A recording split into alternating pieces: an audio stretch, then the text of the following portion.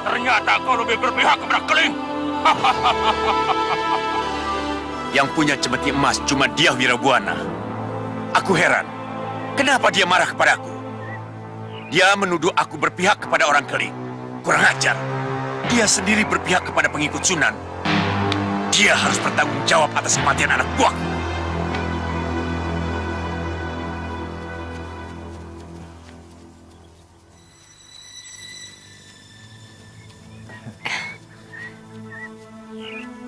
Bagaimana kalau kita tidak usah membicarakan tentang Kakang Arya Gading?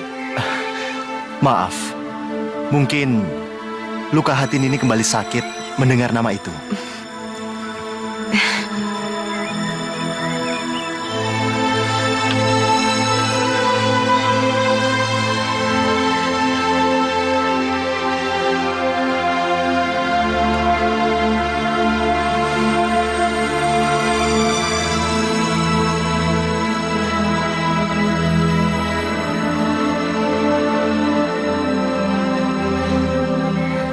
Sekar, aku ke rumah Mbok Kacep dulu ya. Ada perlu. Loh, tadi katanya mau ikut jalan-jalan ke candi. Lain kali saja. Mari, Kakang. Oh, iya. Ayo. Terus terang, kelihatannya kurang sopan kalau saya yang bicara lebih dulu. Tapi kelihatannya Gusti Girindrawardhana Dyah Wijaya Kusuma tidak pernah lagi membicarakan tanah yang mau diberikan kepada saya.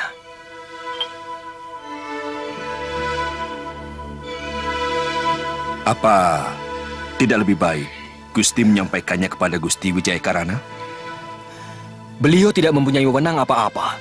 Karena yang menjadi Prabu Wilwatika Jenggala Kediri adalah Dyah Wijaya Kusuma. Sementara yang menggantikannya sebagai Brei Keling adalah adiknya sendiri, Dyah Rana Wijaya. Ayo Ki Bekel, minum.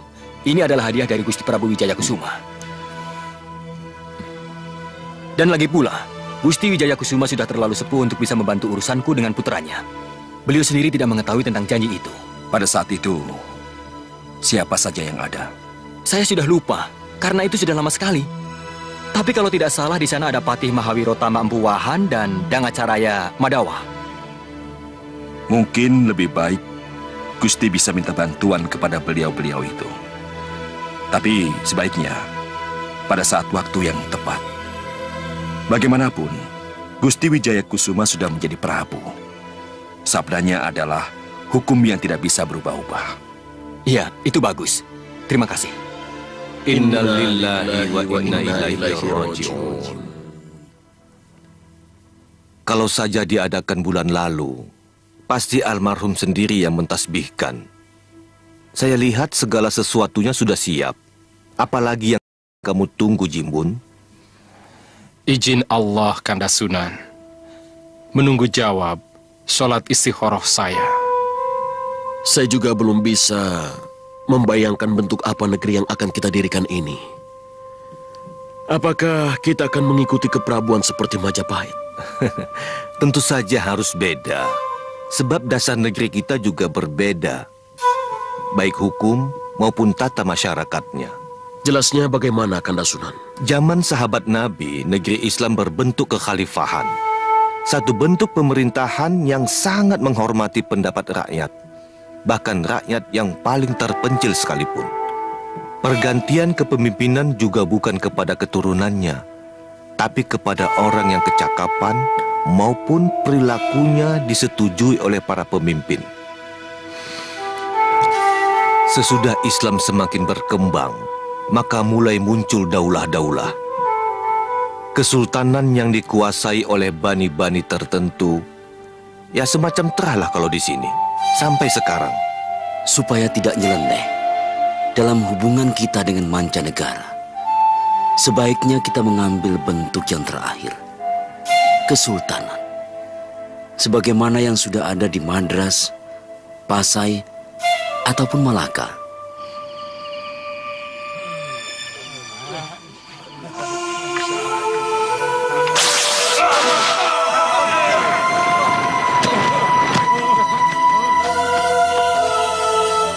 Mana si Jaranbaya? Megato, keluar!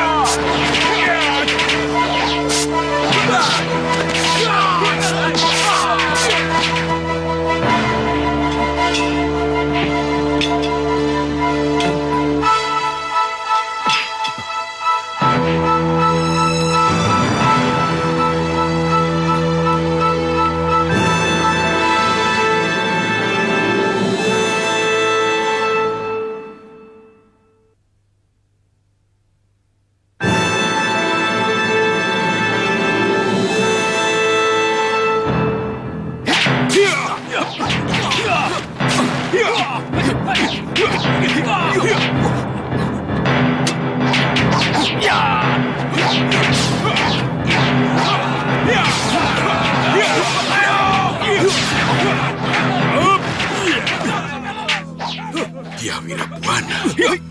Kenapa dia jadi memusuhi orang Islam? Bukankah selama ini dia meminta perlindungan kepada Kanjeng Sunan Ampel?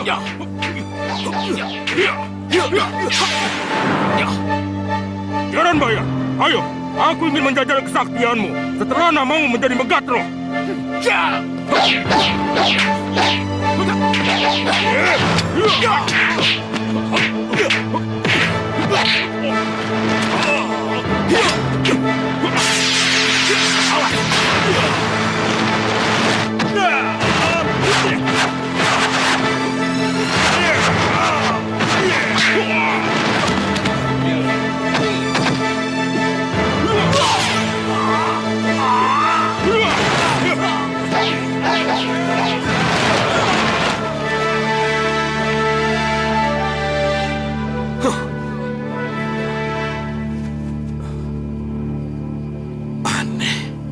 Kenapa dia Wirabuana juga memiliki ajian racun gunung api yang menjadi senjata andalan Ki Wadas Lintang? Kita laporkan kepada Gusti Senopati dan Kanjeng Sunan Kalijaga, Guru.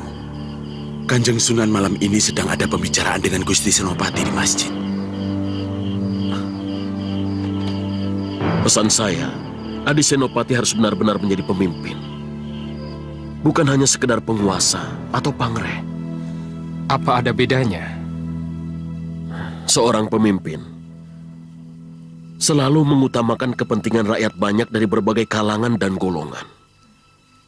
Sementara seorang penguasa cenderung lebih senang memaksakan kehendaknya kepada rakyat. Insya Allah, saya akan melakukan pesan Kanda Sunan.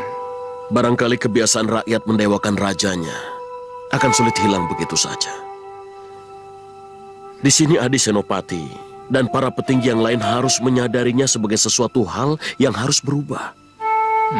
Bukan malah menikmatinya. Agar jarak antara Kawula dan Gusti semakin menipis. Dan Adi harus berlaku adil. Baik kepada yang beragama Islam maupun yang bukan. Kanjeng Nabi pun mencontohkan hal demikian kepada orang Yahudi dan orang Nasrani yang hidup di Madinah. Insya Allah, saya akan menerapkannya nanti, Kanda Sunan. Dan jangan lupa, pada pentabalan nanti mengundang Wong Bagus dari Jepara.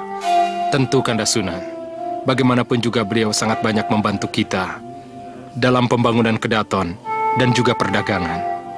Ya.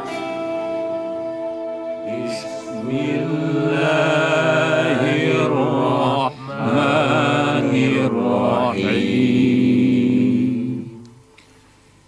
Yasin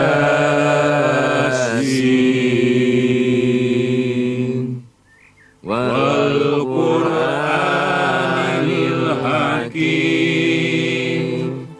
innaka laminal mursalin.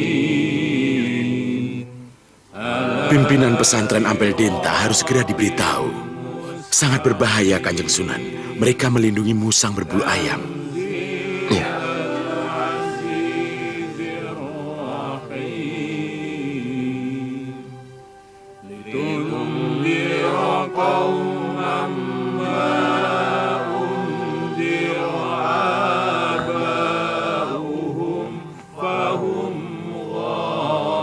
Kamu yakin bahwa yang melakukannya adalah dia Wirabuana?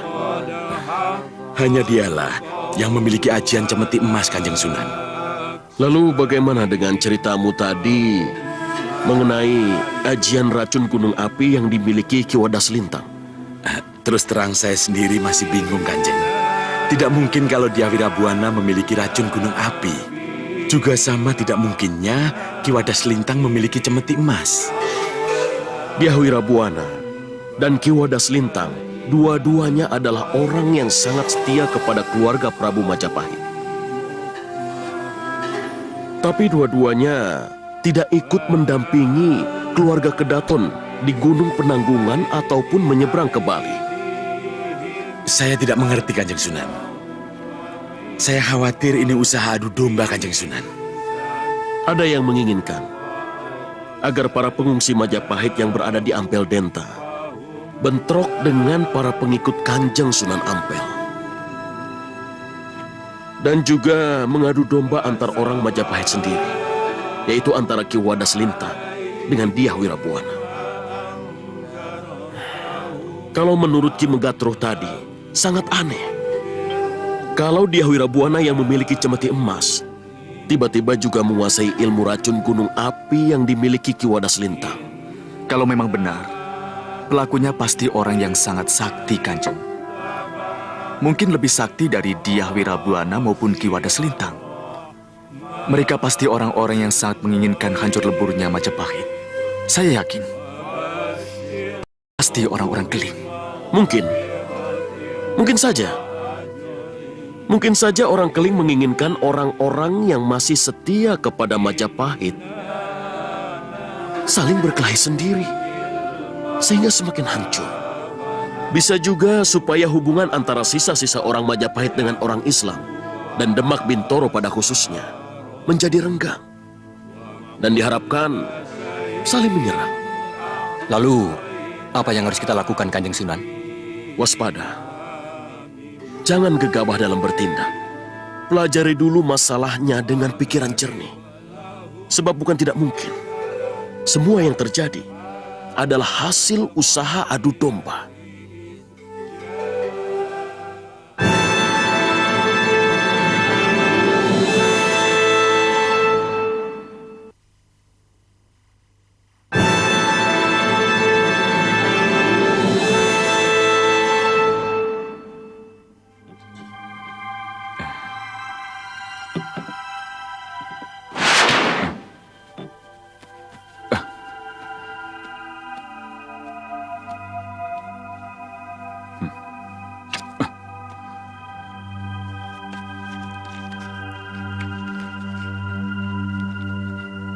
Wirabuana, kau harus bertanggung jawab atas kematian anak buahku.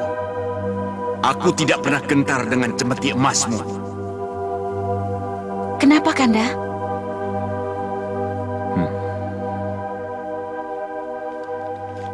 Ki Wadas Lintang menuduhku telah membunuh murid-muridnya. Kurang ajar.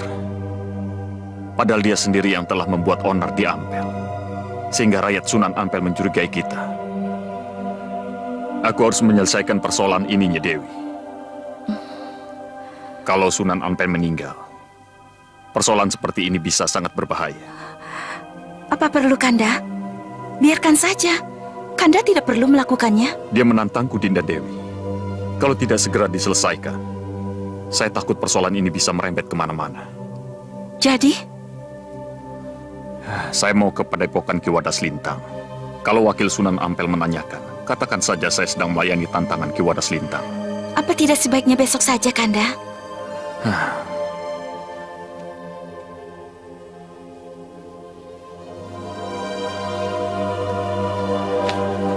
Kanjeng kenapa?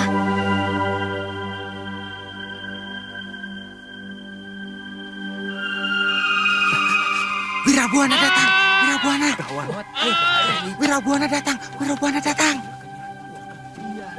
Siapa sih Wirabuana itu ya? Itu loh yang bikin desa kita berantakan kemarin. Pulang saja yuk. Ayo.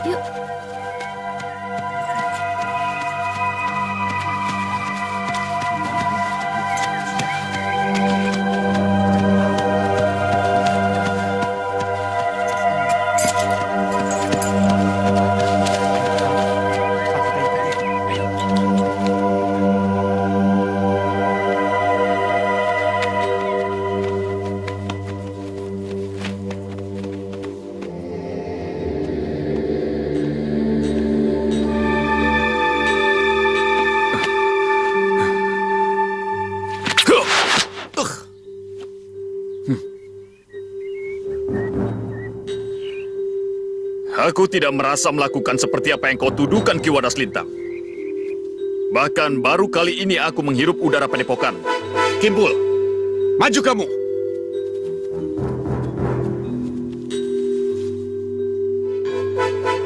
Cemeti emasmu telah membuat kedua tangannya kutung.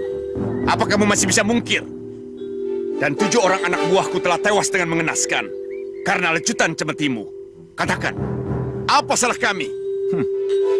Aku tidak mengerti apa yang Kakang tuduhkan terhadapku. Atau sebenarnya Kakang mau membalikan persoalan? Kakang sendiri yang telah melakukan tindakan keji dengan membokong Kanjeng Sunan Ampel yang sedang bersemedi. Dan Kakang juga yang membuat 2 orang murid Sunan Ampel, kulit wajah dan dadanya hancur. Jangan coba-coba mengalihkan persoalan, Wirabuana. Hanya Kakang yang memiliki racun gunung api yang mampu membuat kulit mengelupas.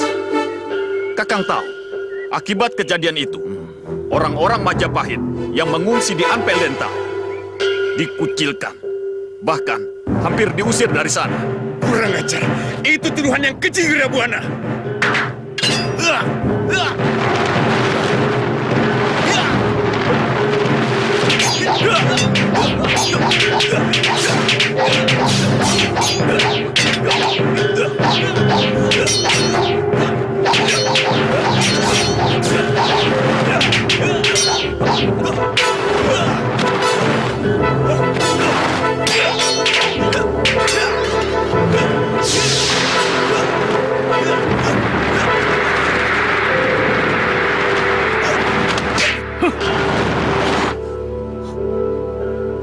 Kalian benar-benar kerbau yang paling dungu. Kalian tidak sadar diadu domba oleh orang yang tidak suka melihat Majapahit jaya. Mereka akan mengadu domba sisa-sisa prajurit Majapahit. Mereka juga membuat kalian bermusuhan dengan pengikut para sunan yang selama ini jelas-jelas memihak Majapahit. Apa buktinya? Iya, apa buktinya? Yang jelas 7 anak buahku tewas oleh cemeti emas milik Wirabuana. Bohong! Baru kali ini aku datang ke desa Kelarut. Dia yang telah menebarkan racun gunung api di Ampel Denta. Diam semua. Biar aku yang menjelaskan pada kalian. Aku tahu, kalian pasti saling memungkiri tuduhan karena kalian memang tidak melakukan. Ada seorang pendekar sakti yang mampu memainkan jurus cemeti emas dengan sangat bagus. Dan dia juga memiliki ramuan racun mirip dengan racun gunung api yang dimiliki Wadas Lintang. Dari mana Tuan tahu? Aku tahu semua bekas Narpati dan Senopati serta penggawa Majapahit. Aku tahu satu demi satu di mana sekarang mereka berada. Ada yang masih tetap setia kepada Majapahit. Mereka menyatu dengan rakyat, tidak mau ikut Keling maupun yang lain.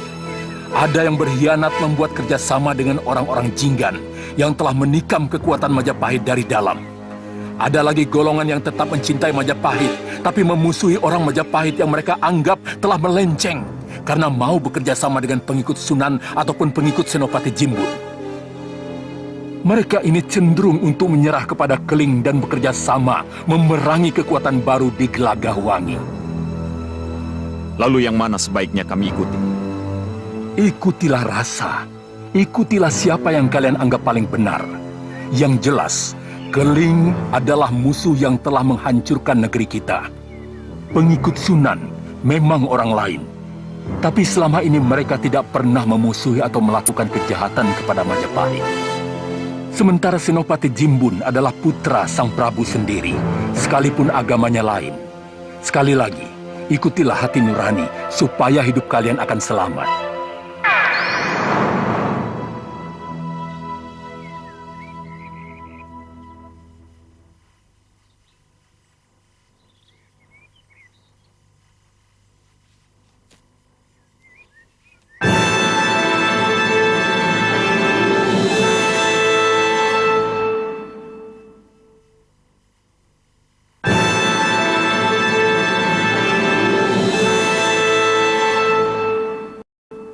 Menurut Amir Ambia, semua keluarganya sudah menyetujui karena mereka sangat berhutang budi kepada Bagus Cemara.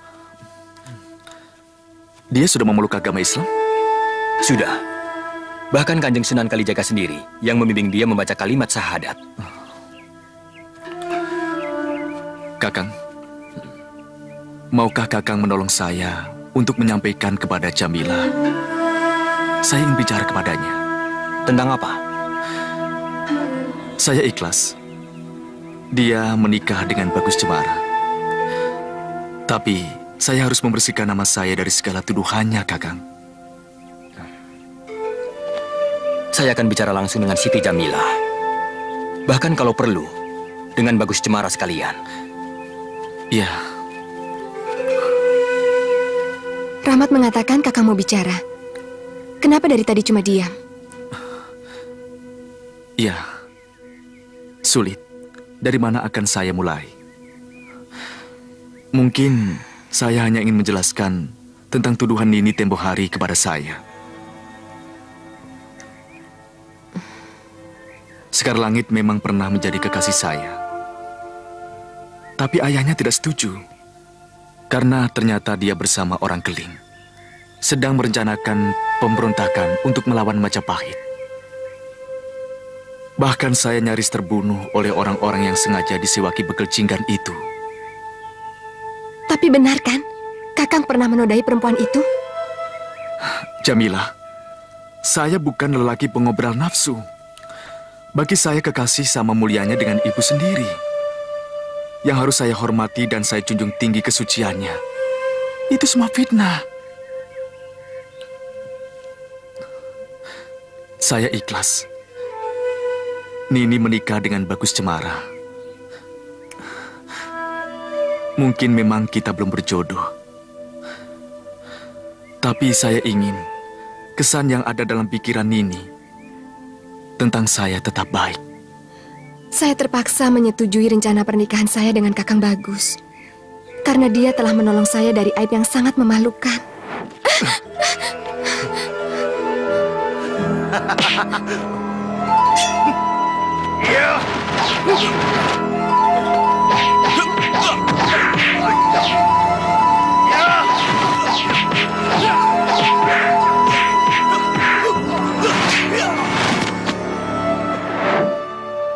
Terpaksa. Tidak apa-apa. Kita memang lemah untuk mampu melawan takdir Allah.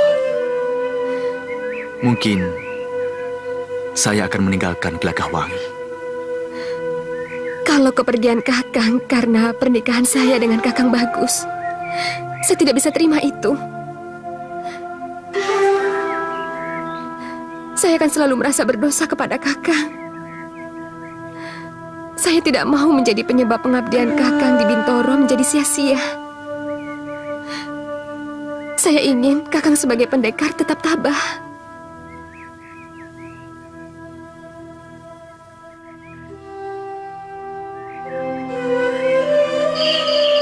Hanya lelaki lemah yang menangisi seorang wanita.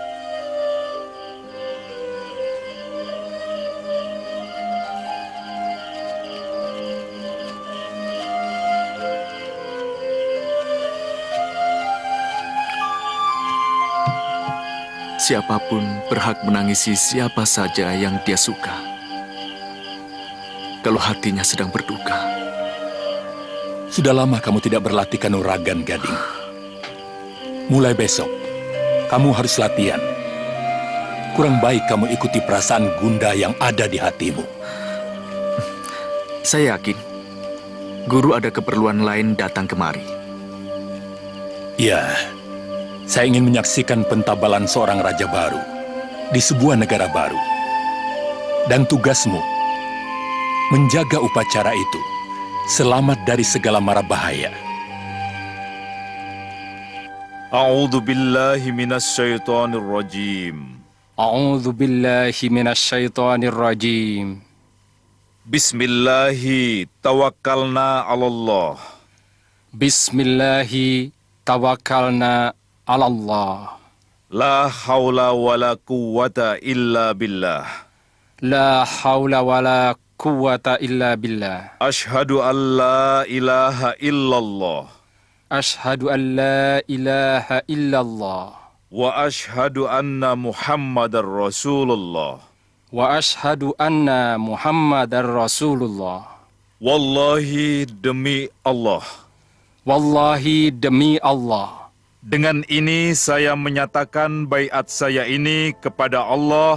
Dengan ini saya menyatakan baiat saya ini kepada Allah.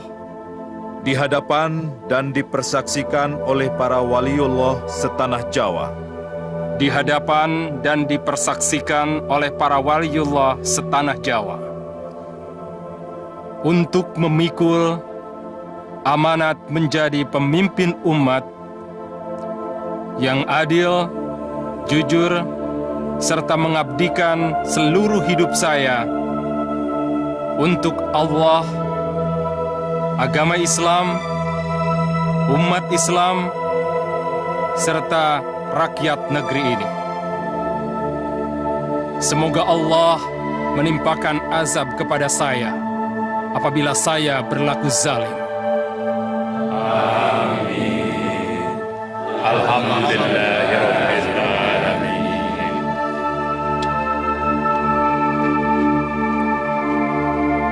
Alhamdulillah, hari ini seorang anak manusia telah bersumpah atas nama Allah untuk menjadi pemimpin umat, seorang khalifah, seorang sultan. Dan sesungguhnya Allah Maha mendengar sumpah manusia. Maka mulai hari ini, seluruh rakyat Gelagah Wangi yang sekarang diganti dengan nama Demak Bintoro telah memiliki negeri sendiri, dipimpin oleh seorang raja bergelar Sultan Alam Akbar Al-Fatah Sayyidin Panata Agama. Seorang sultan adalah wakil keadilan Allah di sebuah negeri. Maka dia haruslah adil. Kalau sultan kalian telah bertindak adil, maka wajib hukumnya semua rakyat untuk mematuhi aturan dan undang-undang negeri. Dan hukum negeri bisa adil kalau pemimpinnya mematuhi hukum Allah. Semoga negeri ini menjadi negeri yang baik dan diridhoi Allah Subhanahu wa Ta'ala. Baldatun thayyibatun wa rabbun ghafur.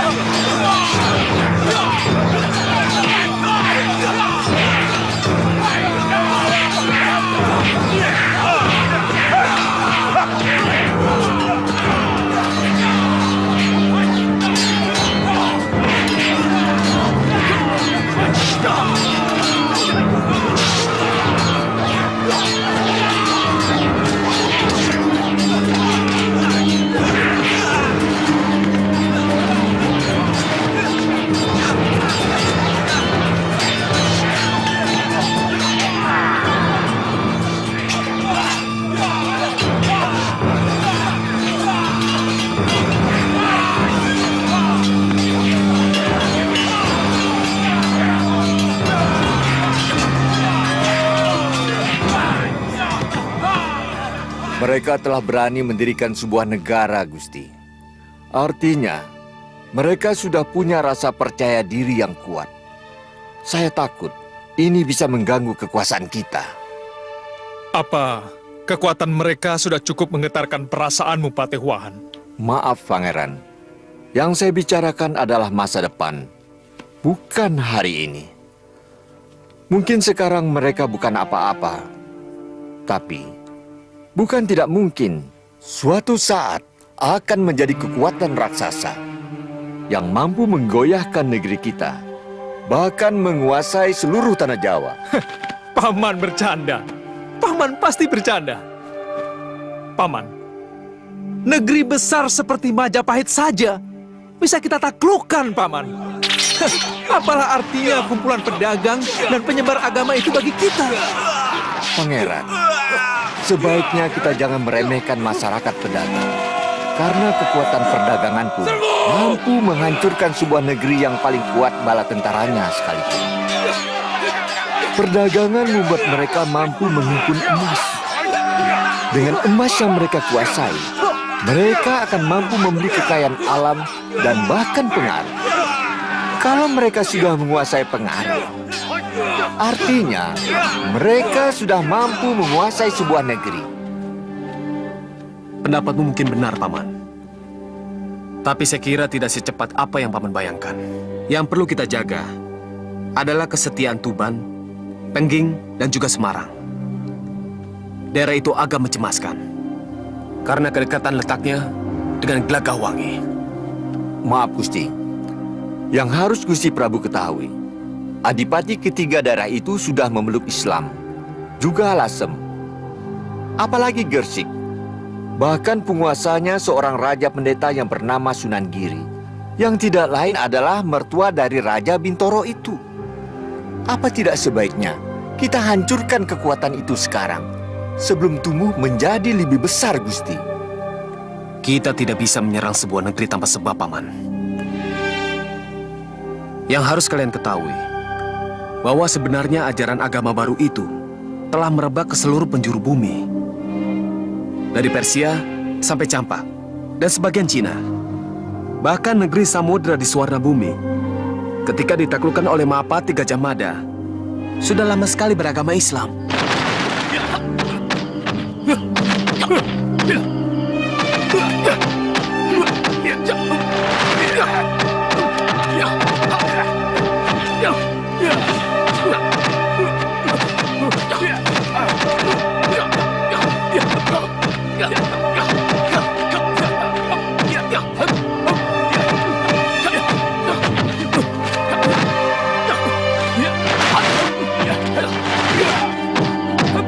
Awas!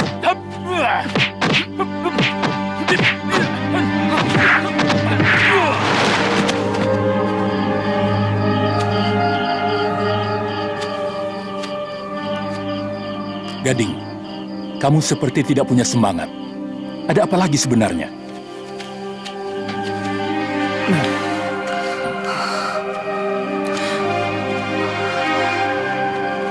Maafkan saya, Guru. Pikiran saya masih kacau. Rasanya saya ingin mati saja malam ini, Guru. Apa ajaran agama barumu itu membolehkan orang putus asa, kemudian bunuh diri?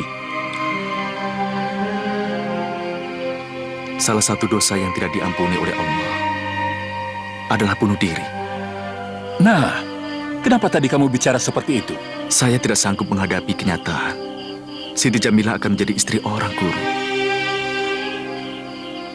Saya dengar mereka akan segera menikah.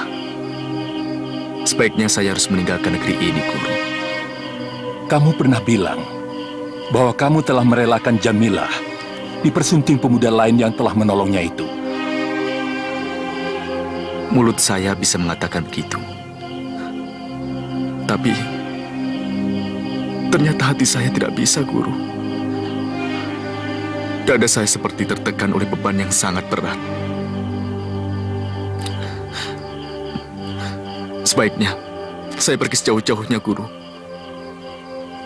Kemana? Kemana saja, Guru. Saya ingin melupakan bayangan Jamilah dan suaminya. Sebaiknya saya akan mengabdi pada kemanusiaan. Membela orang-orang yang tertindas. Berarti kamu akan meninggalkan ajaran agama barumu? Insya Allah. Saya tetap sebagai orang Islam, Guru.